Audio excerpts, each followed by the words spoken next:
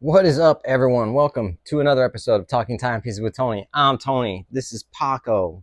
Paco wants to sit on my lap, but what he does is you say hello to the camera, Paco. Say hi. No, don't say hi. Okay, get off. It's Friday. The Q&A. Yes.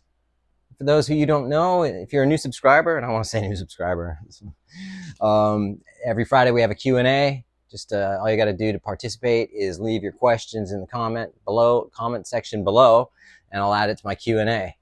It's been a crazy freaking week, man. It's been a crazy 2 weeks, and I know that I've got a video I've said I've been wanting to do, and I haven't been able to do it. So I'm going to do one of two things. I'm going to be doing either a really fucking cool video or a really kind of a drinking a rant shitty video. So bear with me. I'm working on it. All right. So I apologize for last week when I was saying stay tuned for something cool. But anyway, I am wearing my Cartier 36mm Ballon Bleu 18 karat white gold. I just got a blue alligator strap for it, which actually the strap is cool. The buckle sucks. The strap that the watch came with has a pin buckle, and Ballon Bleus don't usually have pin buckles. They have to see. I'm not even going to bother. It's a fold over clasp, but because the strap is so soft and sort of subtle, it's sliding out, and and then the watch sits way off to the side of my wrist. Whatever.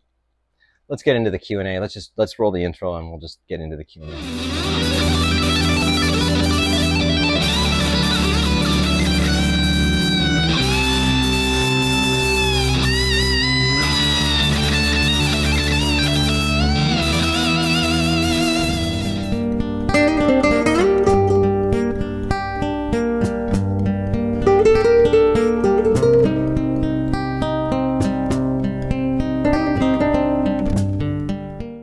All right, cool.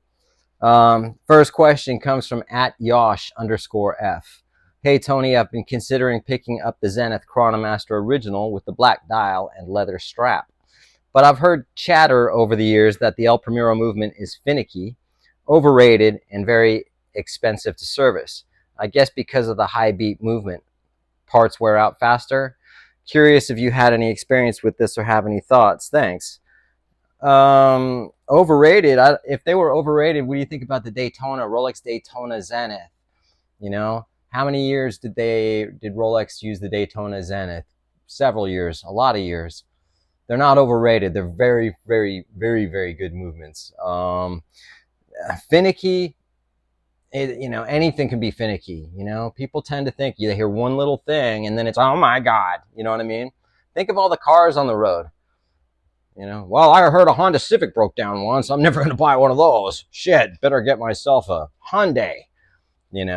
So, I mean, they can't, and granted, don't get me wrong. I mean, I bought this watch and then it had some issues with it, and then they actually ended up replacing the watch.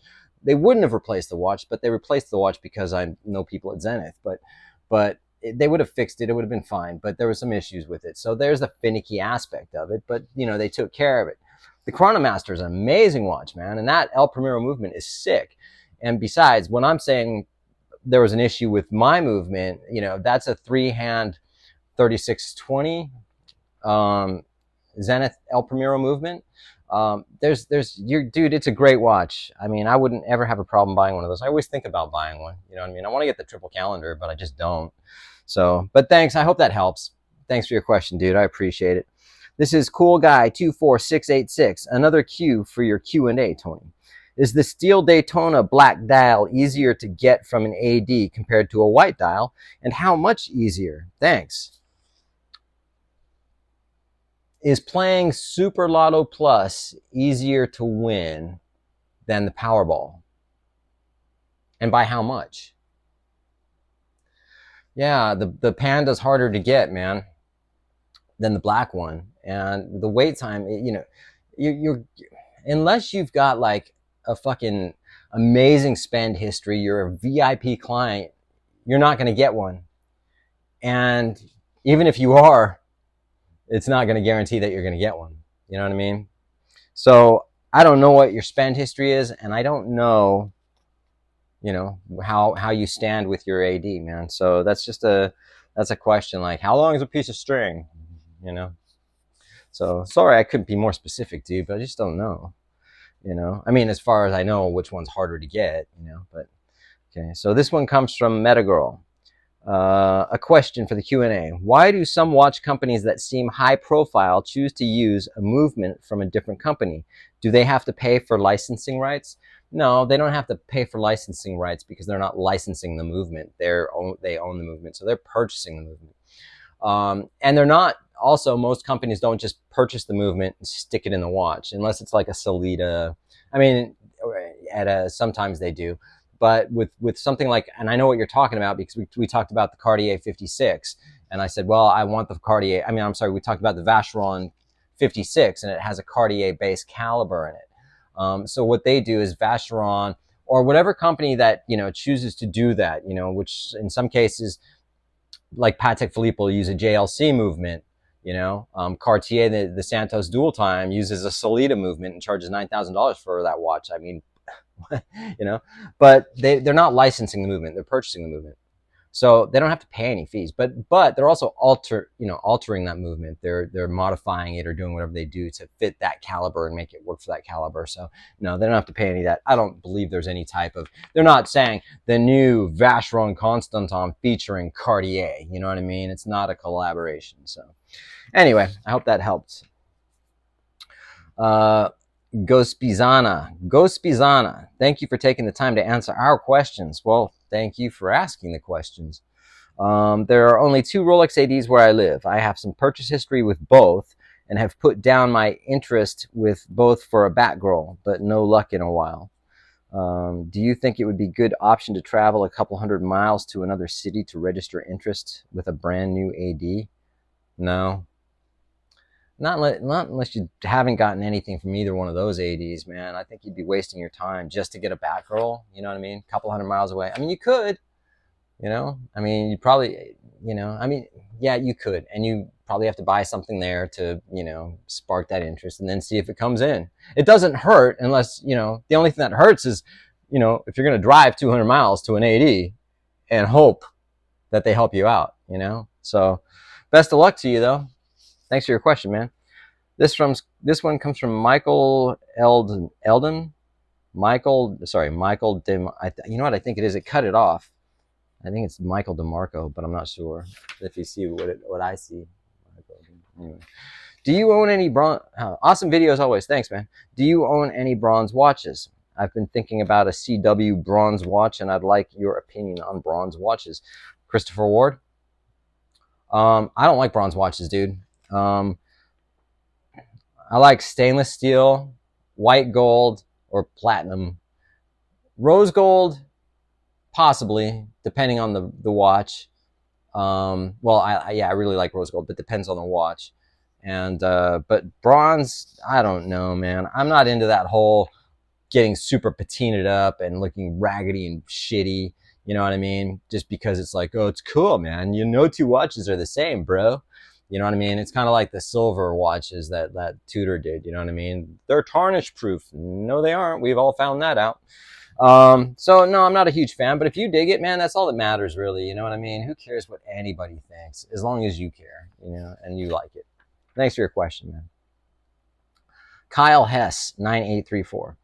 If you had to pick between your Rolex OP Green 36 and Rolex Wimbledon 36 Jubilee, which one would you choose for an everyday watch and why? Thanks. Your videos are awesome. Thank you, man. I appreciate you asking your question. Well, you know, for an everyday watch, I'd go with the OP. You know, the OP is just, it's oyster bracelet and it's brushed, and it can, you know, you bang it around a little bit and it's not going to be a big deal. You know what I mean? The Wimbledon, you know, it's a more flashy for sure. It's, you know, got that sparkle with that 18 karat white gold bezel, man. That thing pops in the light. And then you've got the Jubilee bracelet, which sparkles. It's a lot of kind of, it's like bling, but it's not. But I prefer, like, if I was just to keep one or the other, it would be the Wimbledon. But as far as an everyday watch, I would go with the OP, man. You can't go wrong with the OP. Very basic, simple, and just a cool watch. Kind of a beater watch. Thanks for your question, dude. Ristopia 4101. Hey, Tony, real good to hear about Jess being okay. That's Jessica from Australia. I'm glad she's okay, too. Question for next week. You have a bit of experience. I'm sorry, you have a bit of UK experience. So what are your feelings on the differences between US and UK Rolex purchasing? I'm not a fan of US sales styles, but respect them and understand some of the reasons. But the whole I had to buy jewelry thing seems very US centric. I have worked in high-end watch shops, not Rolex, and have a lot of experience buying high-end high street watches outside of that. High street watches, for those of you who don't know, in England, the sort of main street would be called a high street. It's got a lot of shops and stores and whatever. You know, out here, there's just a main street or whatever. But in England, they have high streets. You know what I mean? And high street watches outside of that, and it's virtually a myth here in the UK. So okay, so I lived in England for 6 years, and I've been there a shit ton of times. So I lived there straight for 6 years, and then I've been there many times touring and traveling and whatever. And let me say this, and a lot of people are going to disagree with me on this. That whole thing about people that say, well, I went into the Rolex AD, and then the first thing they did was they walked me over to the bracelet section and jewelry section and made me try to sell me jewelry. I think that's all a bunch of bullshit. That's not what they do. You know what I mean? I think what it is people people are easily swayed. They're like sheep. Okay, well, you don't have the Rolex. I'm just going to go look over here for a little bit and thanks, you know, and they go look, and then the sales rep comes over to help them. Oh yeah, that's a nice bracelet, or that's a nice pair of earrings, or that's a nice necklace, or whatever it is. And then the person who's shopping walks out of there going, they tried to make me buy this before I could get on the list. And it's bullshit. I'm not saying it's bullshit that you have to maybe buy something else. All right. They might tell you to say, hey, if you want some, we don't have any Rolex right now, but have you checked out Omega? Have you checked out Vacheron Constantin? Have you checked out whatever other brands they may have? They're not trying to sway you into just spend your money before you get a Rolex. They're just trying to help you find something other than what you're asking for because they don't have it right now. Because if that Rolex AD says, I can't get you a Rolex, we don't have any right now, but I can put you on the list, thanks, see you later, bye. Then you're going to go out of the store and people are going to go, well, this Rolex AD was rude. He wouldn't help me out. He just told me that we have no Rolex, and they said they'll put me on a list, and they kicked me out of the store. You know what I mean? Americans are fucking full of shit, dude. I mean, a lot of people are, but you know, I'm from here, so I can say it. It's like, you know, there's a lot of over drama. Everything's dramatic, and there has to be this big fucking story of you know, they have to make it, and I hear it all the time. Look, man, they might direct you to another brand to check them out, and you don't have to buy whatever you want to buy. No one's forcing you to do anything you want. Now, granted, if you don't spend any money, you might not get the watch, but at the same time, they're not forcing you to, and they're not telling you to buy anything. England's a little bit more straightforward. England's more sort of dry. You walk in there, they can be very polite, but they're also very professional. Hello, how can you know what? It's a different overall, in a sense. I think British shopping in England, it's more, I don't know, how do I say this? It's more professional in a sense, you know, and they'll treat you nice. In their mind, they might think, get the fuck out of here, you know what I mean? But at the same time, it's different. They might not lead you to another brand, but they're just going to be very straightforward and very direct. Whereas out here, it's, well, have you tried this? It's like everything's an upsell here. Everyone tries to sell you an upsell. Oh my God, do you like that little fucking earbuds for your iPhone? Just for another $79.99, we can get you that 10-year extended warranty. Yeah, but my phone's going to be totally obsolete in 6 months, but you'll still have that warranty, you know? I'm sorry, I'm fucking doing a little bit of a rant because I'm a little pissed off. Not at your question, dude, but just at some things. So, and again, I'm going to get to that in another video, and it's either going to be good or not. So, yeah, man, I think overall it's just a big myth, man, and you hear it a lot. And you know, I'm going to get comments, that dude's not true, you know what I mean? I don't care. I'm just saying, I've been to so many ADs, not one of them has ever swayed me into trying to even come close to buying a fucking necklace or a bracelet. You know what I mean?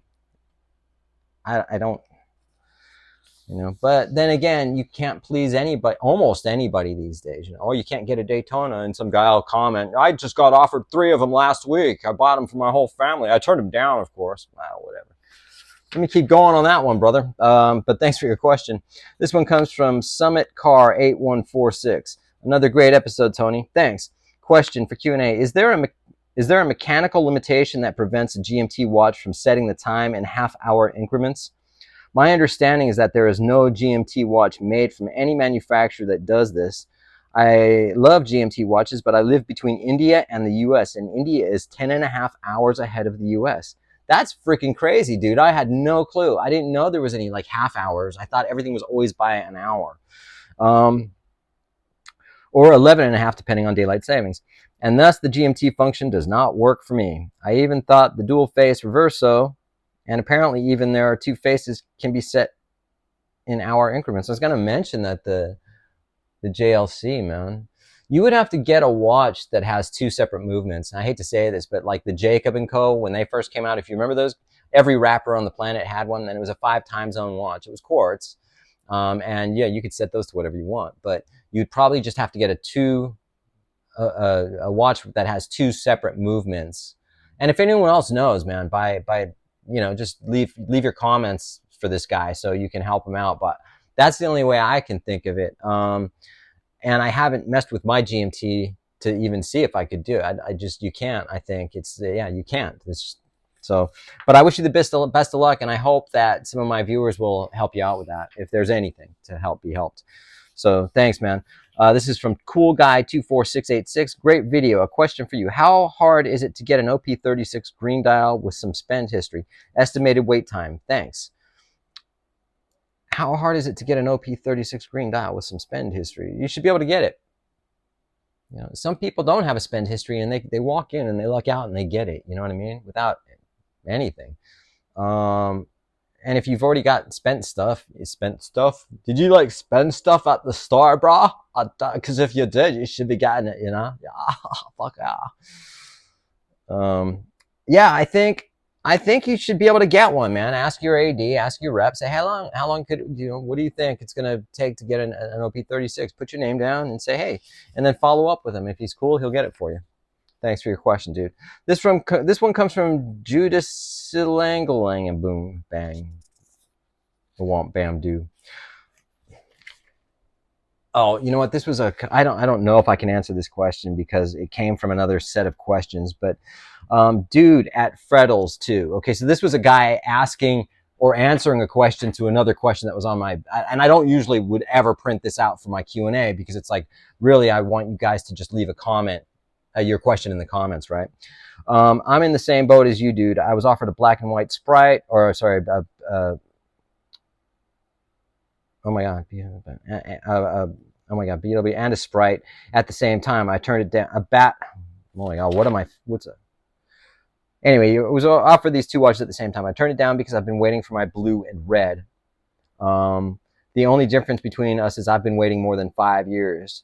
To you and Tony, what would you do in this dilemma? Tony, I love your vids and especially the Q&A. Keep it up. Thanks, man. If you've been waiting 5 years, dude, then I would find another AD. That's just lame, dude. That's no excuse. You know what I mean? I just can't imagine that being a 5-year waitlist.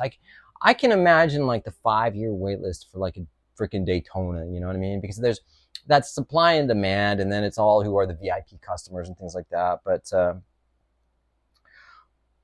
I would find another AD, man. I don't know. That's what I would do. 5 years is too long. You don't got 5 years. 5 years, man. Come on. Thanks for your question. What do you think about the Cartier Piano Tank dial? It came out in the 2010s. This is from red_snow6701. What do I think about the Cartier Piano dial tank? You know what? I think if I was in my 20s and 30s, I would have rocked that watch. I would have loved it. Because I love abstract art in a sense, you know what I mean? And that's kind of what that, if I'm thinking of the same one. It's a nice watch. Would I wear it now? Hell no, dude. I don't. It's not my thing. It's not my jam. I like what I like. But it's a cool watch. Don't get me wrong. I mean, I would have had one, 20 years ago, and I'd been like, yeah, for sure, and I would have loved it. So, but it is a cool watch. Thanks for your question, Derek Brettle 8121. Hi Tony, I'm from Scotland and have been following you. Sorry, dude, Scottish. I'm terrible at that, See you, Jimmy. Who did that? Who was that? See you, Jimmy. I'm from Scotland, and I'll just quit now. I'm from Scotland. I've been following your channel for about a year now. I thoroughly enjoy your content and down-to-earth nature. My question, when do you think Omega will release a new S&P 300, and do you think they'll make changes to the dimensions, etc.? It seems that the growing trend is towards smaller watches. I don't know, man. And if they did, that'd be cool, because it's a 42 millimeter, right? I had an S&P 300. I liked it. I really did. I mean, it kept great time, and it was a nice looking watch. I did like it. Bulk, man, it was big. You know what I mean? If you could swing that down to 39 millimeters, same overall, just everything about it, just shrink it down a couple millimeters. I think it'd be great. I don't know if they're ever going to do it. They might. You know what I mean? They do everything else, it seems. So, all right, you guys. Thanks a lot. Like and subscribe.